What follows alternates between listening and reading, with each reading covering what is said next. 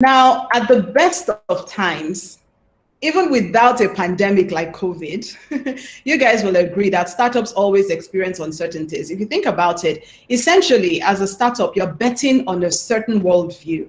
And that's why you go to market. So for example, say you're building a social app because you see a gap in the market that you can serve. And perhaps it takes you about a year or 2 years to build the app. There's an implicit assumption that the time you spend building the app, once you come out on the other end, things will still be the same. The market conditions that you saw before would be the same. But in reality, this is not guaranteed. There may be somebody else that has identified the same gap and is solving it, and they may be able to solve it even faster than you, right? So, and there's also an uncertainty about, how the market would respond. Perhaps it requires a change in user behavior. Are they going to respond as expected, and so on? And so you have uncertainties around, the competitive landscape, how competitors would respond, uncertainty around how users would respond, and so on. So it's almost like the only constant is the idea. And even that, is not always very constant. So there's that. And then, these are some of the normal uncertainties that we face. However, when you add the realities of the current environment, then that's another layer of complexity. The disruptions caused by the pandemic, it's really changed how business is done and who we do business with. It's upended the market. And, a lot of business models have had to change because, things that were more relevant a couple of years ago are not so relevant, and also channels are also changing. And in terms of responding to this, there are three things that I would say. One is to be open to change. Two is to be ready to adapt, so a lot of agility. And then the third would be just relentlessly customer focused. In terms of openness to change, I think this is critical. And for the most part, I think we're all dancing in that change in one form or the other, because the crisis does not float all businesses in the same way. Businesses that are likely to thrive a lot more, and we're seeing this play out, are those that produce goods and services that are, perhaps a lot more essential than those that are more on the nice to have side of the spectrum.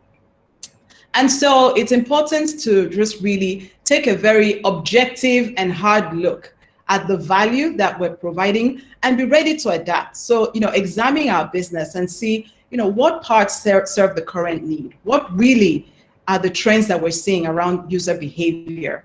And we've seen a lot of such pivots. We've seen, instead of waiting for people to come into gyms, we're seeing fitness instructions going online.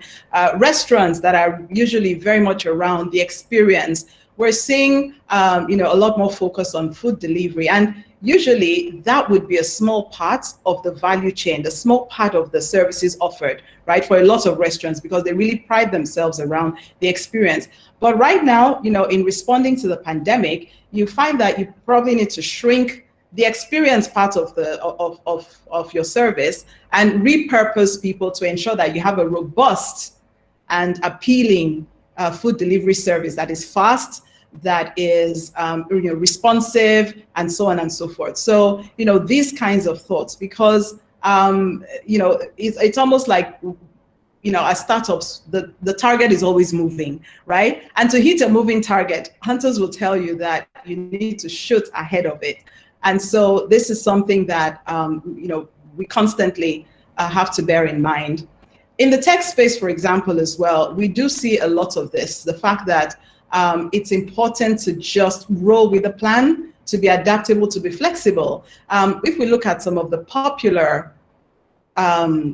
tech products and businesses that we have today, many of them have gone through a lot of iteration. Android, it's not as the robustness we have around that today. It's not how it started out. We've had a number of iterations based on customer feedback and real world experiences. WhatsApp, the messaging app we had today, didn't start that way. It was a status app, and the response from the market was disappointing to the founders. but they just kept observing and learning. And then, of course, also other environmental conditions changed, like Apple released push notifications, which was useful for them. And it's in all of that that they were able to evolve it into the messaging app that we have today. And that's why with a lot of products, we have, you know, version 1, version 2, service pack 2.0, etc. I think it's really key to just make sure that some feedback mechanism is built into the product and the process as part of our go-to-market strategy, so that we can continue to iterate. And then the final bit around that is just, you know, being relentlessly customer focused. If we look at a lot of the companies that are successful, particularly in tech, an unrelenting and almost obsessive focus on the end user is top of mind. At Google, for example, one of our internal philosophies is focus on the user and all else will follow.